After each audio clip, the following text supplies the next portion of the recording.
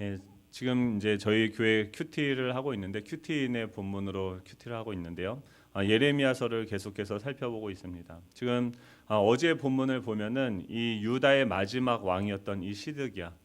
이 시드기야가 굉장히 어려운 곤란에 빠지게 됩니다. 그 바벨론 왕이었던 느부갓네살 왕이 침입을 하여서 지금 사방을 둘러싸고 있습니다. 그런 상태에서 이 예레미야를 향해서 급하게 되어지니까 중보기도를 요청하게 됩니다.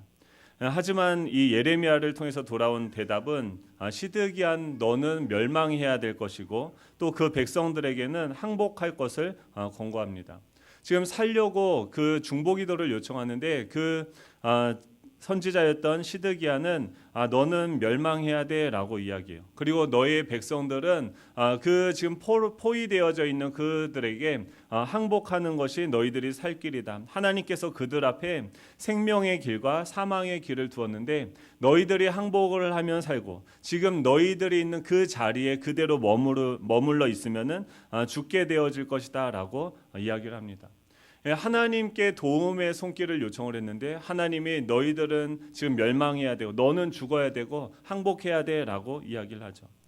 굉장히 큰 비극일 수 없습니다. 지금 이 하나님의 신부였고 하나님의 자랑이었던 하나님의 사랑이었던 눈에 넣어도 아플 것 같지 않았던 지금 이스라엘 유다가 이 하나님과의 관계가 틀어졌고 지금은 원수가 되었습니다. 하나님께서 뭐라고 표현하냐면 지금 나는 너의 대적이고 지금 자신에게 도움을 요청하는 이스라엘 그 백성들에게 예전에 그들을 구원했던 그 손과 강한 팔로서 지금은 진노와 분노와 대노로 친히 칠 수밖에 없는 그런 상황이 되었다라고 이야기합니다. 지금 하나님께서 이스라엘 백성들에게 너희들은 나의 원수다, 나의 대적이다. 너희들을 구원했던 그 손과 나의 그 강한 편팔로 너희를 도와주고 너희들을 구원하는 것이 아니라 너희들을 나의 진노와 분노와 대노로 너희들을 칠 것이다 라고 이야기하는 거죠. 어떻게 하다가 이 둘의 관계, 이 하나님과 그의 사랑, 그의 신부였던 이스라엘의 관계는 이렇게 되어졌을까요? 그것에 대해서 자세하게 설명하는 것이 바로 오늘의 본문입니다. 제목이 이 큰 성읍이 황폐해진 이유라고 이야기를 하죠. 1절, 2절을 우리 한번 다 같이 읽겠습니다. 시작. 여호와께서 이와 같이 말씀하시되 너는 유다 왕의 집에 내려가서 거기에서 이 말을 선언하여 이르기를 다윗의 왕위에 앉은 유다 왕이여 너와 내 신하와 이 문들로 들어오는 내 백성은 여호와의 말씀을 들을지니라. 아멘.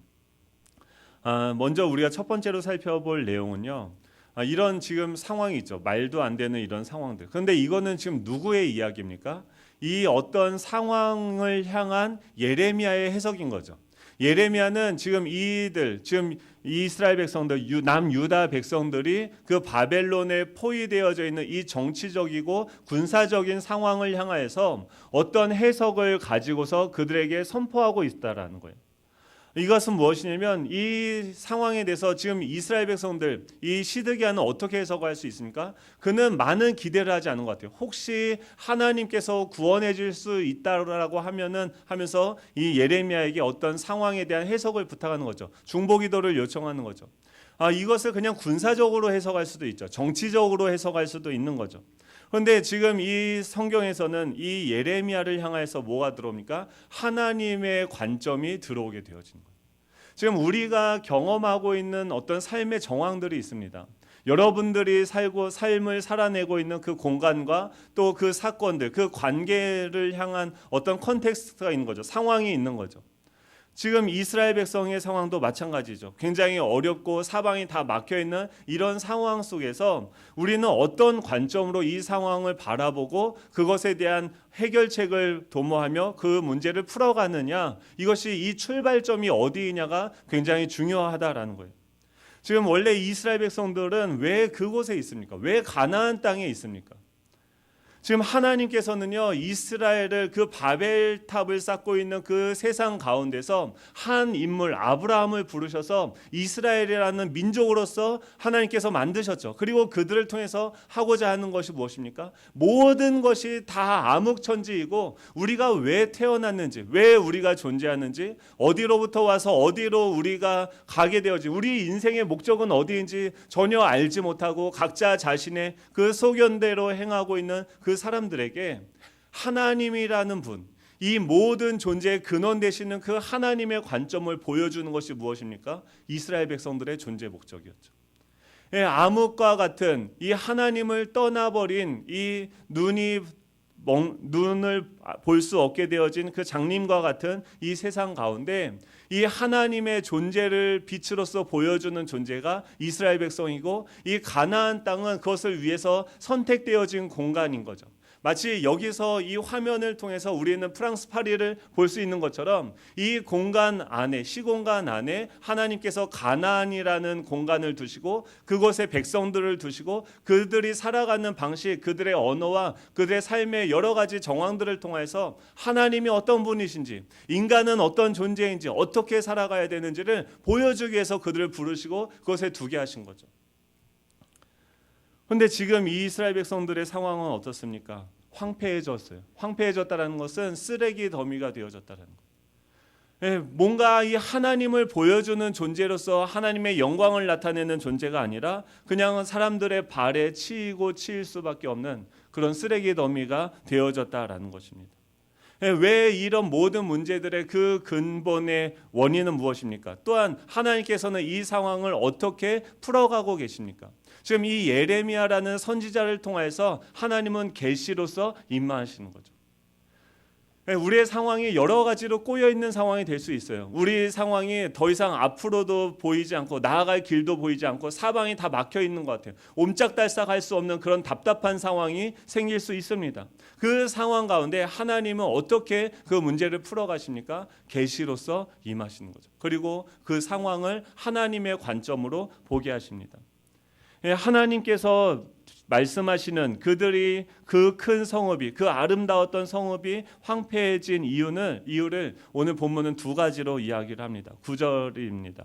우리 9절 한번 읽어보도록 하겠습니다. 시작. 그들이 대답하기는 이는 그들이 자기 하나님 여호와의 언약을 버리고 다른 신들에게 절하고 그를 섬긴 까닭이라 하셨다 할지니라. 아멘. 첫 번째는 뭐냐면은 자기 하나님 여호와의 언약을 버리고 다른 신들에게 절하고 그를 섬긴 까닭에 지금 그들은 황폐해졌다라고 얘기해요.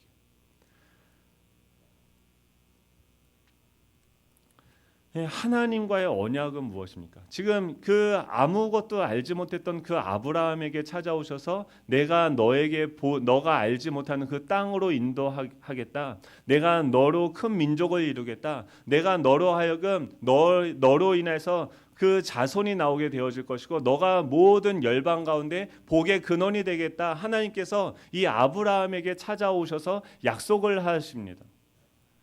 그리고 그 약속을 이루어 가시는 것, 그리고 그는 그 약속을 하신 그 하나님을 바라보고 그분께 순종하는 방식으로서 지금까지 이스라엘 백성들은 존재하게 되어진 것이죠. 하나님의 말씀으로 인하여서 그의 아들 이삭은 탄생하게 되어졌죠.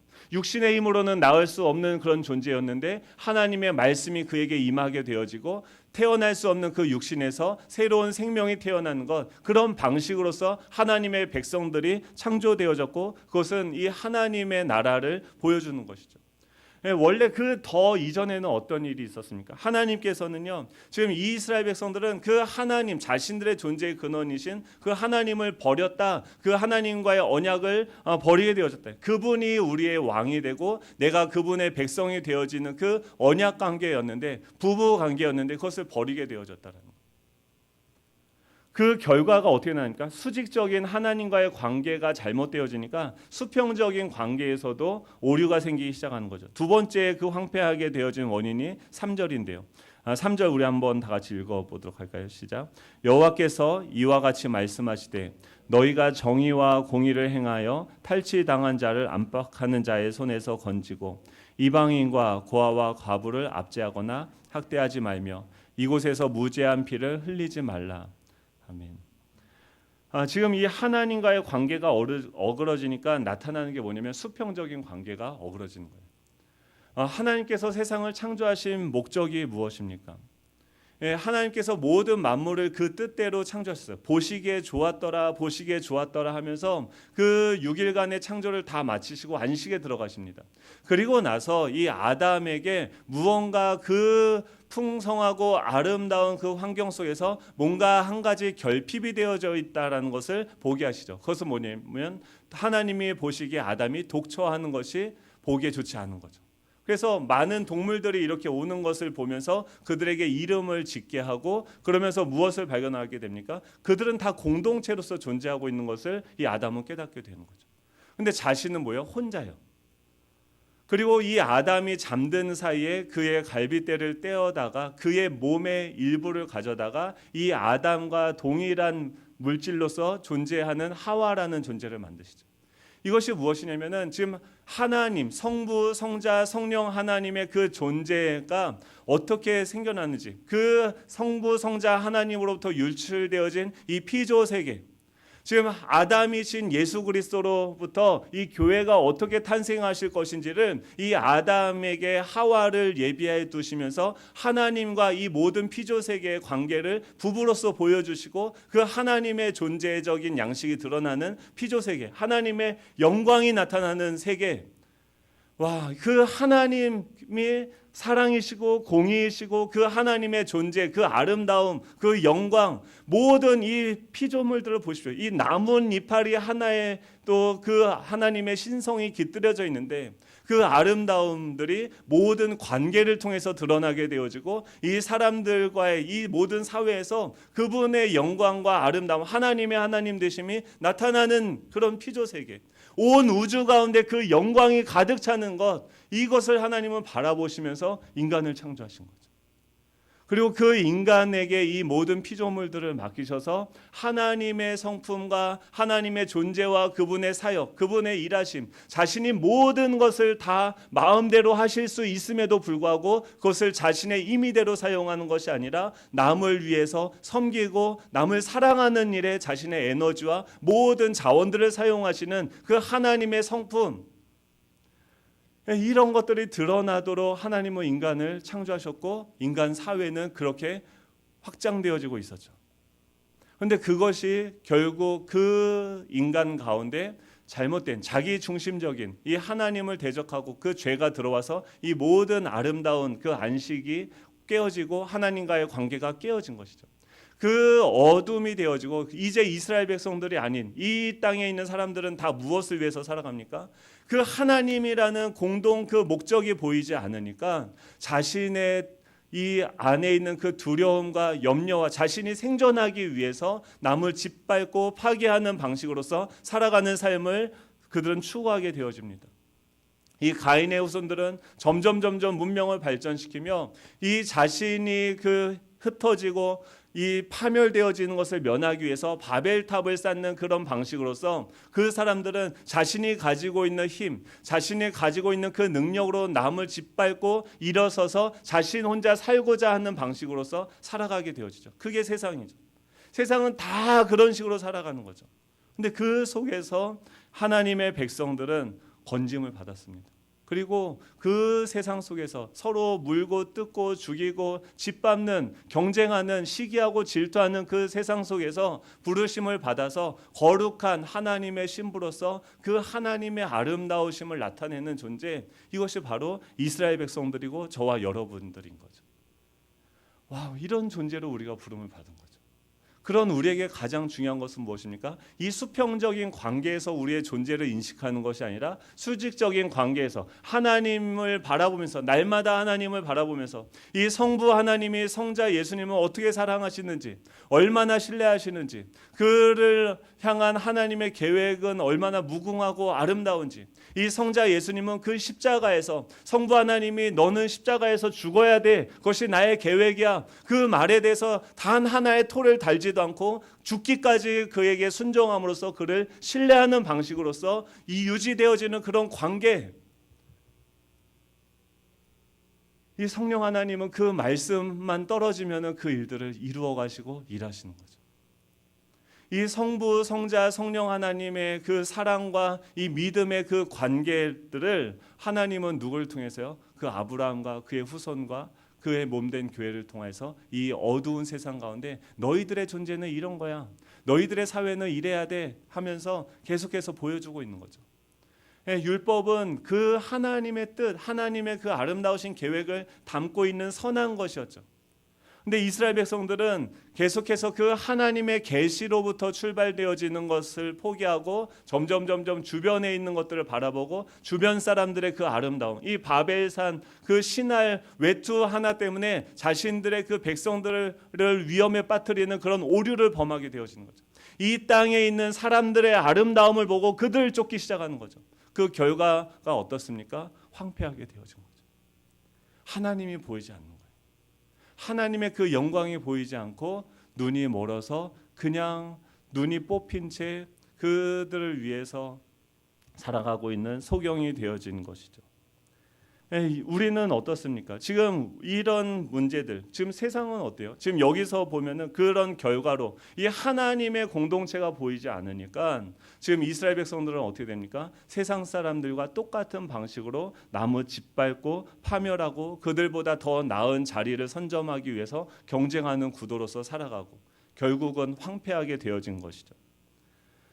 하나님이 그들에게 뭐라고 얘기하면 3절에는 정의와 공의를 행하여 탈취당한 자를 압박하는 자의 손에서 건지라라는 거예요. 정의와 공의를 행하지 않는 삶을 살고 있다라고 이야기하는 거죠. 하나님이 보이지 않으니까 정의가 무엇인지 공의가 무엇인지 보이지 않는 것이죠.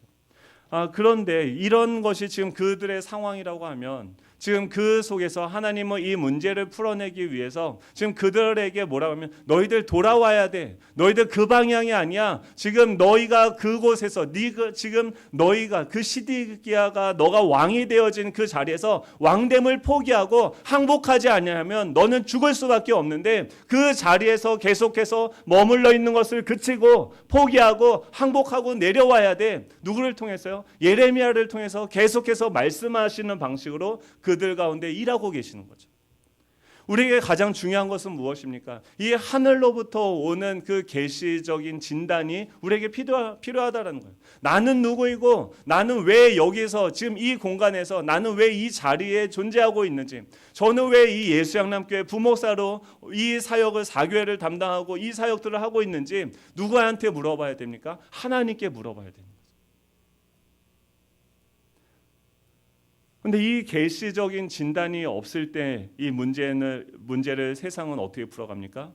지금 이 국가적인 위기 속에서 그들은 개인과 사회와 국가적인 역량의 부재를 자신들의 문제의 원인이다라고 생각을 하겠죠.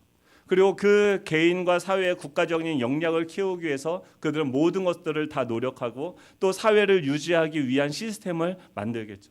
공급을 늘리고 분배를 해결하기 위해 정치가들과 경제인들이 주가 되어 계속해서 무언가를 만들어내는 방식으로서 이 문제를 해결하려고 그들은 접근을 합니다. 정의와 공의를 실행한다는 것은 무엇입니까? 정의는 무엇입니까? 국어사전에 보면 사회나 공동체를 위한 옳고 바른 도리라라고 이야기합니다. 사회와 공동체를 위한 옳고 바른 도리가 정의다라고 이야기해요. 예전에 그 마이클 샌델 교수라는 분이 정의란 무엇인가를 그 하버드 대학교에서 강의를 하셨는데 굉장히 유명했던 인기를 끌었던 적이 있었습니다. 그 마이클 샌델 교수는 이 세 가지 방식으로서 이 정의가 무엇인지에 대해서 설명을 합니다. 첫 번째 시각은 무엇이냐면 공리주의자들의 시각인데 정의란 최대의 다수, 최대 행복을 추구하는 것이다라고 얘기해요. 최대한 많은 사람들이 최대한 행복할 수 있도록 만드는 것이 정의다라고 이야기해요. 그래서 우리는 모든 어떤 의견들을 선택하게 되어질 때 어떻게 합니까? 다수결의 원칙을 따르고 민주주의를 하게 되어지는 거죠. 근데 이런 상황, 많은 사람들이 원하는 것을 선택하고 따라가는 방식으로서 이 세상은 그것이 정의다라고 이야기하면서 나아가고 있는 거죠. 그런데 그것이 옳습니까? 그러면서 나타난 문제점이 무엇입니까? 소수자들의 의견이 묵살되어지는 거예요. 그런데 소수자들은 중요하지 않느냐? 그래서 나타난 시각이 무엇입니까? 자유주의자들의 시각으로서 이 자유시장에서 어떠한 가치보다 개인의 자유를 침해하지 않는 것을 보장되게 하는 것이 정의다라고 얘기해요. 예전에는 다수결이 중요하다라고 이야기했는데 공리주의가 됐는데 이렇게 하다 보니까 여기서 어떤 문제점이 발생하는 거예요. 그래서 이제는 뭐야? 이 다수의 의견이라도 이 소수의 개인적인 권리를 침해한다고 하면 그것은 정의가 아니다. 그래서 이 소수의 의견들이 중요하고 그것을 우리는 이루어가야 된다. 그것을 존중해야 된다라고 이야기를 하는 거죠. 그런데 그러다 보니까 또 생겨나는 문제들이 무엇입니까? 동성애자들이라든지 동성애자들을 소수자들의 의견을 우리는 존중해야 된다라고 이야기를 하면서 그들을 인정해주기 시작했죠. 근데 그러면서 이 마이클 샌델 교수는 세 번째 시각을 이야기했는데 미덕과 공동선을 추구하는 것의 정의라는 건데 왜 그러냐면 그러니까 공동적인 선을 추구하는 것이다라고 얘기를 해요. 두 번째 그 자유주의자들의 견해에서는 이 소수자들의 의견까지도 다 수용하다 보니까 뭐가 무너지냐면 윤리와 도덕이 다 무너지는 거예요. 예를 들어서 동성애도 우리가 인정해주자라고 이야기합니다. 그 사람들은 이렇게 주장하는 거예요. 나는 날 때부터 나는 남자인데 생각해보세요. 제가 남자잖아요. 그렇죠? 그래서 남자인데 남자로 태어나면 여자를 좋아해야 됩니까? 남자를 좋아해야 됩니까? 둘 다 좋아해야 되죠. 그렇죠? 하지만 결혼은 남자랑 하는 게 아니라 여자랑 해야 되죠. 그게 하나님이 창조한 원리잖아요. 이게 우리는 어떤 기준이 있는 거죠. 계시가 있는 거죠. 하나님이 있기 때문에 그게 너무나도 당연하게 되어지는데 세상은 그 기준이 없어진 거예요. 그러니까 나도 남자인데 난 보니까 여자보다 남자가 더 좋아라고 이야기해요. 그래서 처음에는 사회적으로 관습적으로 그것이 저건 말도 안 된다라고 얘기했는데 이제는 소수의 의견도 우리는 중요하다라고 생각을 해야 되니까 그 사람들의 의견까지도 수용을 하기 시작하는 거죠. 그런데 이러다 보니까 문제가 생기는 게 뭡니까? 동성 연애자들은 뭐 그렇다 치더라도 이 성적인 자기 결정권을 가져서 남성과 그러면은 동성 연애가 허용이 되어지면 그 다음에 일부 다처제는 어떻습니까? 나는 태어날 때부터 보니까 한 여자만 사랑하는 것보다 한 10명 정도가 계속해서 나는 계속 사랑이 옮겨가 사랑은 움직이는 거야. 뭐 이러면서 나는 더 많은 여자랑 살고 싶어. 그게 나야라고 이야기하는 소수가 있다고 하면 그것도 이제는 거부할 수 있는 권리가 없는 거죠. 지금은 서양에서 뭐까지 이야기합니까? 이 일부 다처제뿐만이 아니라 동물하고 나는 사랑을 나누는 게 좋겠어. 수간의 자유까지도 주장을 하게 되어진 거죠. 그리고 어떤 사람들이 이렇게 했죠. 나는 소아성애자들이다. 나는 어린 여자들을 볼 때 어떤 성욕을 느끼게 되어진다.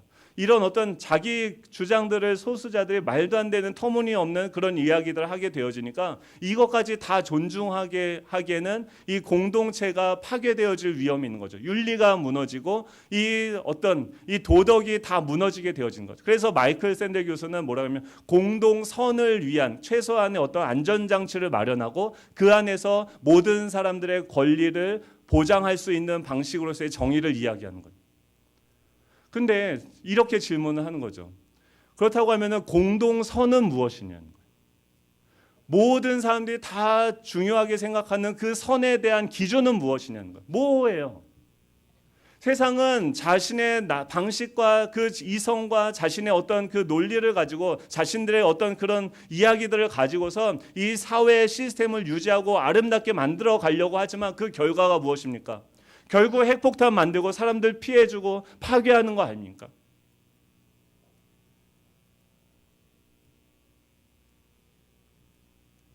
지금 그 속에서 하나님은 그런 세상의 흐름 속에서 우리를 교회로 부르신 것이죠. 그리고 그 속에서 그 세상 사람들이 추구하는 정의가 무엇입니까? 정의는 하나님이에요. 사랑은 무엇입니까? 하나님이죠. 선은 무엇입니까? 하나님이에요. 하나님이 그 가나안 땅의 7 족속들을 그 어린아이까지도 다 진멸하라고 하면은 그들을 인정사정 볼 것 없이 진멸하는 것이 선이고 정의고 사랑이라는 거예요. 하나님이 이 모든 것의 기준이 되어지는 것, 이것이 정의와 공의가 행하여지는 것이죠. 그런데 그 하나님은 어떤 분이십니까? 이곳에 오셔서 자신이 만물을 다스리시는 왕임에도 불구하고 자신의 소유권, 자신의 어떤 권리를 주장하는 것이 아니라 이 원수들, 자신을 죽이고 자신의 그 말들을 끝까지 무시했던 그들, 3년 동안 자신을 따라다녔음에도 불구하고 이 죽음의 위협에서 자기를 버리고 떠나버린 그 제자들, 그 인간들, 그 사회를 위해서 예수님은 어떻게 합니까? 자신이 희생하시죠. 이것이 누구입니까? 이 모든 만물을 창조하신 창조주의 성품이고 그분의 일하시는 방식인 거죠.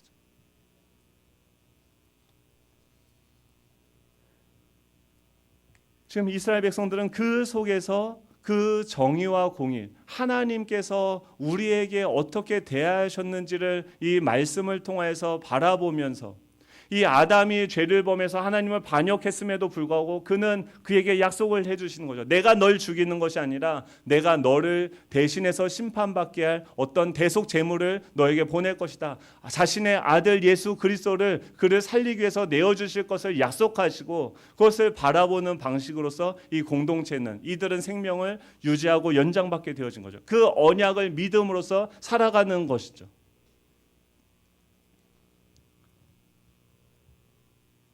근데 그들은 그것을 버리게 되어진 거예요. 그러니까 그 하나님도 보이지 않고 이웃에게 어떻게 대해야 되는지도 알지 못하는 거죠. 우리 교회는 왜 여기 있습니까? 왜 여기 존재해야 됩니까? 왜 우리는 또 교회를 세워야 됩니까? 그냥 단순히 사람들 많아지고 헌금 액수가 늘어나고 더 큰 건물을 짓고 어떤 영향력, 더 큰 영향력을 행사하기 위해서입니까? 그것이 아니죠. 하나님은 사랑이시기 때문에 그 세상을 그냥 내버려 둘 수 없는 것이죠. 우리는 더 높은 곳으로 가는 것이 아니라 우리의 힘을 극대화하는 것이 아니라 더 낮아지고 더 비우고 더 나의 것을 나누어 주는 방식으로서 하나님이 그렇게 아들을 우리에게 내어주셨듯이 우리 자신을 내어주는 방식으로서 우리를 쪼개고 선교를 나가고 또 교회를 개척하고 지금 얼마나 많은 사역들을 감당하고 있습니까?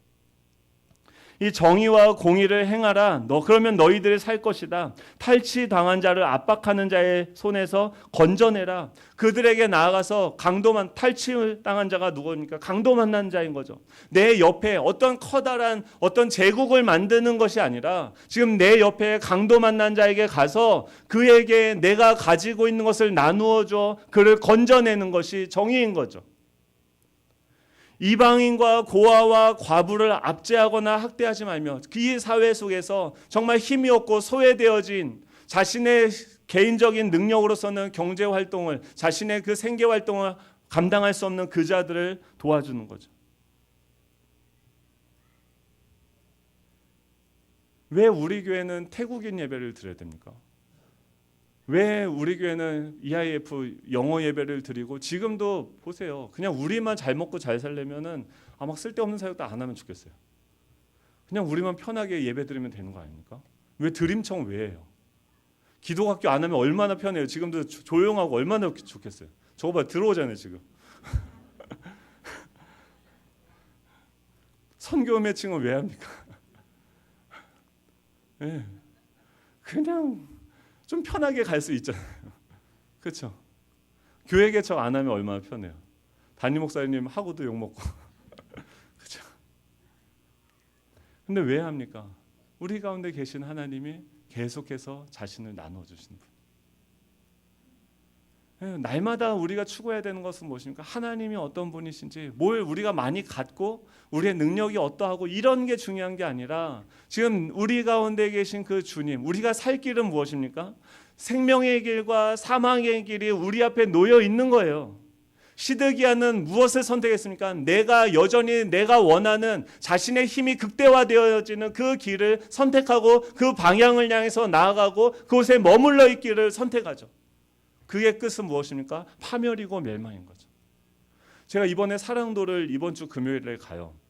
근데 처음에 이제 사랑도를 제가 이제 가게 되어진 것을 알게 되어지고 그것에 전화해보고 어떻게 사랑도 선교를 해야 되는지 막 이제 전화도 해서 물어보고 해봤어요. 근데 솔직한 마음으로는 왜 가야 되나 싶었어요. 사랑도. 왜냐하면 섬인데 지금 벌써 믿는 분들이 이제 절반 정도 됐어요. 이 목사님이 사역을 너무 잘하세요.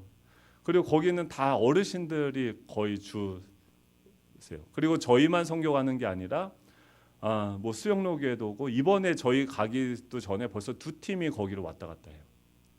그리고 거기를 또 저희는 한 사람당 30만 원, 이게 작은 돈도 아니잖아요.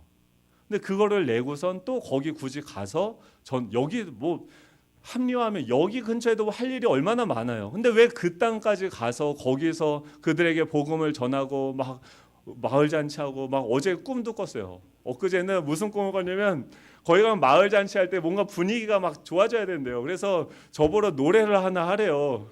그래서 막 무슨 노래를 해야 되나 어떻게 해야 되나 하면서 막 그 신해철 노래 있어. 왜 그 노래는 하여간 그 노래를 숫자도 까먹지 않아요. 9405번인데 9405를 계속 누르는데 노래방 기계가 입력이 안 되는 거예요.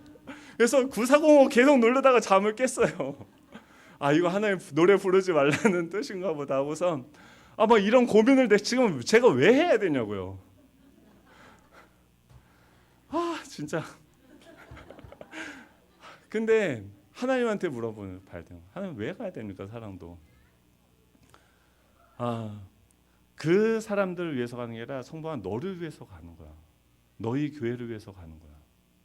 그러면서 생각을 해보니까 그분 거기 있는 그 성도님들 명단을 받아서 그분들 전도해달라고 해서 그분들 이름을 놓고 이제 기도하는데 보니까 다 어르신들이에요. 근데 하나님이 주신 마음은 뭐냐면, 야, 어르신들은 뭐예요? 보통 뒷방에 계시죠. 그 말은 뭐냐면 이 사회에서 효용 가치가 떨어졌다는 거예요. 교회들도 다 어디만 관심 있어요? 다음 세대, 뭔가 효용성이 있는 사람들. 근데 지금은 누가 제일 인구 비례로 보면 누가 제일 많습니까? 어르신들이 점점 인구 연령이 점점 늘어나니까 노령 인구들이 증가하고 있어요. 그런데 그분들에 대해서는 교회들이 관심을 갖지 않아요. 그리고 그 사람들 뭔가 계획을 할 때도 항상 뒷순인 거죠. 근데 하나님은요, 그 어르신들이나 이 너희들에게 효용성이 있는 다음 세대나 다 나에게는 소중한 영혼들이라. 그들은 다 나의 잃어버린 백성이고 그들은 이방인이고 고아하고 과부라는 거예요. 팔라시가 지금 와 있는데 저희 교육자 속으로 안에 들어왔어요. 팔라시가. 못 알아듣으니까 답답하죠. 네. 맨날 저렇게 앉아 있어요. 회의할 때 못 알아들어서 나중에 설명을 누가 해주시기 바랍니다. 회의 진행이 느려져요. 왜냐면 통역을 해줘야 되고 뭐 이렇게 하는 거죠. 근데 왜 팔라시가 우리 공동체 안에 와 있을까? 저희도 어쩔 때는 좀 불편해요. 팔라시는 얼마나 힘들겠어요. 근데 왜 여기 와서 같이 이 모임을 같이 하고 삶을 나누고 할까? 팔라시 뒤에 13억의 인도 인구가 보입니다.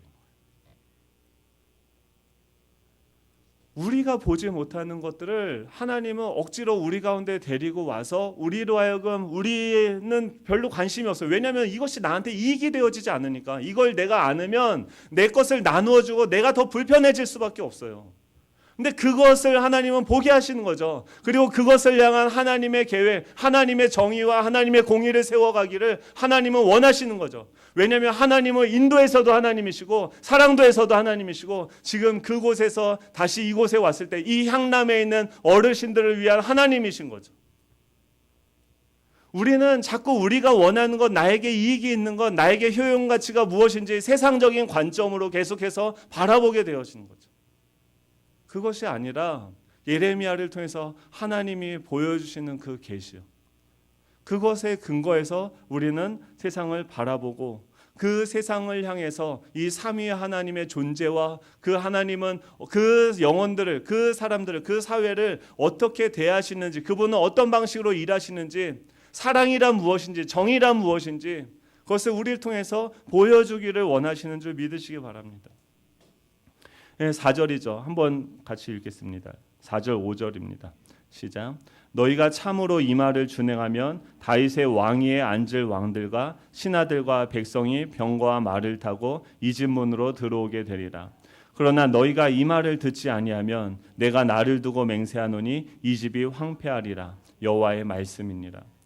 두 가지입니다. 너희가 참으로 이 말을 준행하면 지금 그 정의와 공의를 행하라는 거죠. 삼위 하나님의 그 영광스러운 사역에 너희들이 부르심을 받았으니까 그 부르심에 너희들이 동참하고 순종하라는 거죠.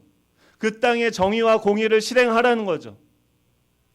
그러면은 이 다윗의 왕위에 앉아 있을 왕들과 신하들과 백성들이 병거와 말을 타고 이집문으로 들어오게 되어리라. 지금 주변에 그 적들이 둘러싸고 이들은 지금 멸망 직전에 놓여 있음에도 불구하고 하나님은 감히 선포하시는 거죠. 너희들이 왕과 신하와 백성들이 병거와 말을 타고 이집문으로 들어오게 되어질 것이다. 이 말을 준행하면 유다의 궁전과 성읍이 존속되어질 것이다 라고 이야기해요. 우리가 살 길은 무엇입니까? 더 많은 것들을 모으고 더 큰 능력을 갖는 것이 아니라 하나님이 우리에게 원하시는 것을 목숨을 걸고 순종하고 반응하는 거죠. 그 말을 준행하는 거죠. 거기에 우리가 존속되어지고 이 한국교회가 계속 유지되어질 수 있는 길이 바로 거기에 있는 것이죠. 그러나 너희가 이 말을 듣지 아니하면 얼마나 무섭게 이야기하시냐면 내가 나를 두고 맹세하노니 하나님이 그러는 나를 두고 맹세하노니 이 집이 황폐하리라 여호와의 말씀이니라. 지금은 길르앗 그 레마논 울창한 삼림이 있는 산악지대인데 엄청난 목재가 생산되어지는 곳인데 그곳이 광야가 될 것이다. 주님이 없는 성읍이 되어질 것이다. 내가 너를 파멸할 자를 준비하리니 그들이 너희의 자랑인 백향목을 찍어 불에 던지리라. 예수님이 했던 말씀이죠. 사도 요한이 와서 뭐라고 얘기합니까? 바리새인과 사두개인들이 들에게 그들이 세례 받으러 오는 것을 보고서 너희들이 회개에 합당한 열매를 맺고 속으로 아브라함이 우리 조상이라 생각하지 말라. 내가 너희에게 이르노니 하나님이 능히 이 돌들로도 아브라함의 자손이 되게 하시리라. 이미 도끼가 나무 뿌리에 놓였으니 좋은 열매를 맺지 아니하는 나무마다 찍혀 불에 던져지리라. 하나님의 신부인 그 나무를 그곳에 세워두었는데 이것이 이 하나님으로부터 공급을 받는 것이 아니라 이 세상으로부터 공급을 받아서 세상의 열매를 맺게 되어진 거죠.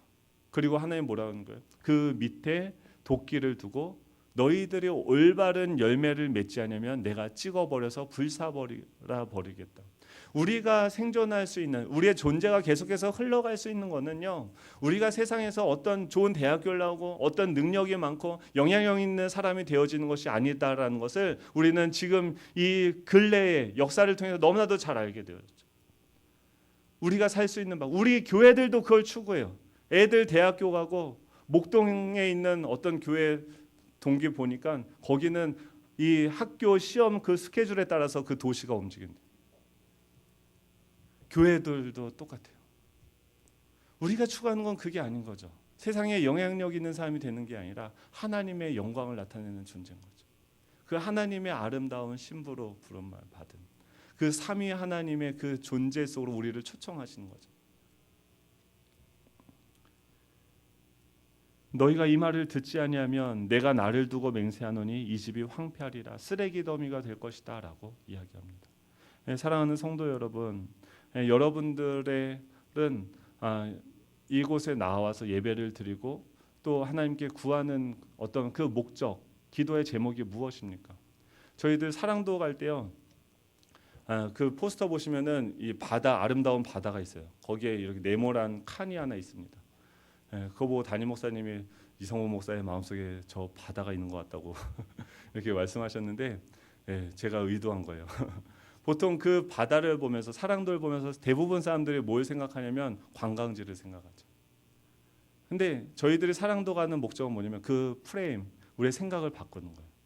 관광지처럼 보이는 그 땅이지만 하나님의 관점, 하나님의 프레임으로 봤을 때 그것은 뭐예요?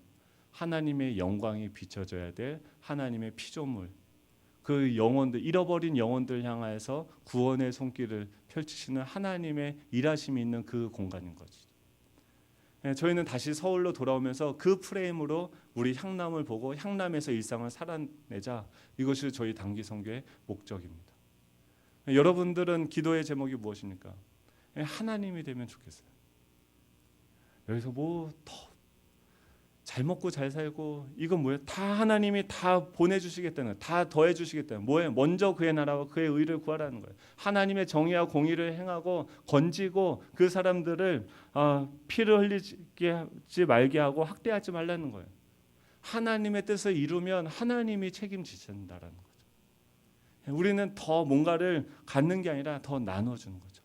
비우면 하나님이 채워주시는 줄 믿으시기 바랍니다.